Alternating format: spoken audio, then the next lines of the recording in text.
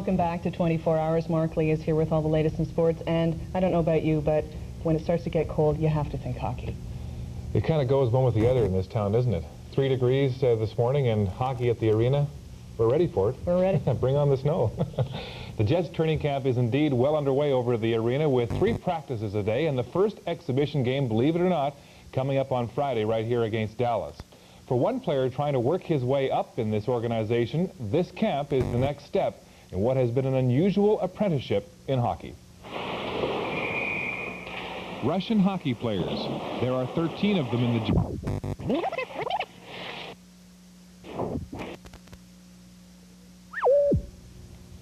Well, we're obviously having some technical difficulties with that item. We'll get it for you later in this sportscast. Let's move on now, though, to football. The weather was lousy, but the football and the fans couldn't have been any finer. This will go down as one of the greatest weekends in Blue Bomber history, as they beat the Saskatchewan Roughriders yesterday at Winnipeg Stadium 41-23 in front of the biggest regular season crowd ever in this city. It began Saturday with Fan Appreciation Day. Pancakes and autographs, all for just a smile. For the next generation of fans, it was a chance to get close to stars like Matt Dunnigan, who spent 3 hours mingling with the fans. They've just announced a new Winnipeg attendance record. On Sunday, despite an inclement day, Winnipeg Stadium was packed for a regular season game like it never been before. 35,959 fans. They saw Dave Ridgway break the CFL record for consecutive field goals. They saw the Bombers respond to their support. Michael Richardson, called upon when it was too wet and windy to pass, rumbled for 181 yards on the day. Matt Dunnigan rushed for the hat trick, 3 touchdowns on the ground, and passed for 2 more to Nathaniel Bolton.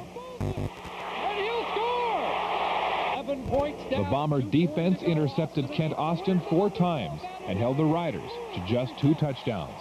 It was the best marketing a football team could do in front of an overflow audience.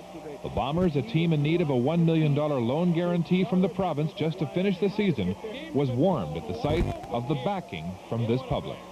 And I think the people have spoken today. They come out all week long and been out here, and I think we've seen just short of 36,000 people here tonight. I think that speaks a lot for where the Bombers fit in the community here in Winnipeg. That was nice. You know, we certainly appreciate the support. It's good to see it all over the league. It was a great day to be a football hero. It was a ringing endorsement of CFL football. And we're all set now to go back to the Jets training camp and the story tonight of a player who's taking an unusual route to the NHL. Russian hockey players. There are 13 of them in the Jets training camp. They've become a common sight in the post-Cold War NHL. But what's not so common is a North American player going the other way. Meet Mike Mueller of the Moscow Dynamo. He's at his first pro training camp after a season with Russia's best hockey team. These guys like Kasparidis and Yashin, they're going, you know, what the hell are you doing over here? I mean, it's just nonsense. I mean, we all want to go over to the States or Canada and play, and you're coming to Russia to play. It just, you know, it doesn't make sense. It made sense to Jets GM Mike Smith. Mueller was the Jets' second-round draft pick in 1990, a rugged defenseman who wasn't developing fast enough at the University of Minnesota. Smith has an affinity for Russian-trained talent and used his connections to arrange the unusual placement for Mueller. It was an experiment. It probably was worth 2 or 3 years of college hockey, the 1 year for him in terms of development. Here in Winnipeg, Mueller is working hard under the watchful eye of his former Dynamo coach, Zinatula Bilyanetinov, the Jets' newly acquired assistant. He says when Mueller first arrived in Moscow, he needed a lot of practice.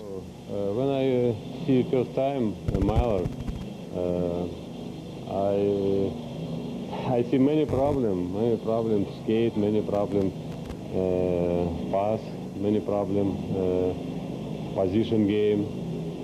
Now I think he improved. I was forced to play the European, you know, a lot of skillful stick handling, passing, regrouping, stuff like that. So it forced me to become a better player. I think they wanted me to grow up a little as a person, and also to become a better player. So I don't know. Hopefully they like what they see. Mueller's work ethic is unquestioned, but at 22, his NHL apprenticeship needs more time. His next trip could be to the minors. Well, the Manitoba Sports Hall of Fame announced its 1993 inductees today. They are the first to be honored with an actual home for their legacies. And this year there were 10 athletes and 2 teams in all inducted. They joined the already 150 members in the hall. The new inductees include hockey player Andy Bathgate, who played with the New York Rangers and Toronto Maple Leafs. He won the Hart Trophy back in 1959. Tom Johnson, the only Manitoban to win the Norris Trophy in the NHL, that in 1958. From Amiota, figure skater Lyndon Johnston, who competed for 10 years in his sport. And the teams enshrined in the Hall of Fame are the Winnipeg Monarchs of hockey. In basketball, the Winnipeg Pullens.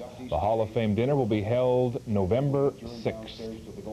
Well, for the 4th time in 6 days, a Chinese woman has set a world record at the 7th National Games for track and field in Beijing. It's raising suspicions China's athletes are using performance-enhancing drugs. Wang Zhengxia cut 6 seconds off the 3,000-meter record today. On Wednesday, Wang shattered the world record in the 10,000 meters by 42 seconds, causing some experts to wonder if they missed counting a lap. The manager of the British team said today, "I don't mind going on the record saying these girls are taking drugs." And finally tonight, from hockey, the Montreal Canadiens announced today that Patrick Roy has been made the highest-paid goaltender in the NHL. The Canadiens signing last year's Conn Smythe Trophy winner to a 4-year deal worth $16 million. And that will do it in sports. That's just a little more than what you make. Just a little. Thanks, Mark. All right.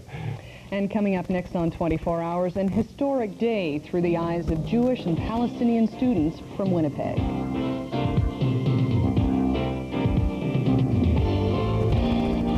I'm John Bertrand.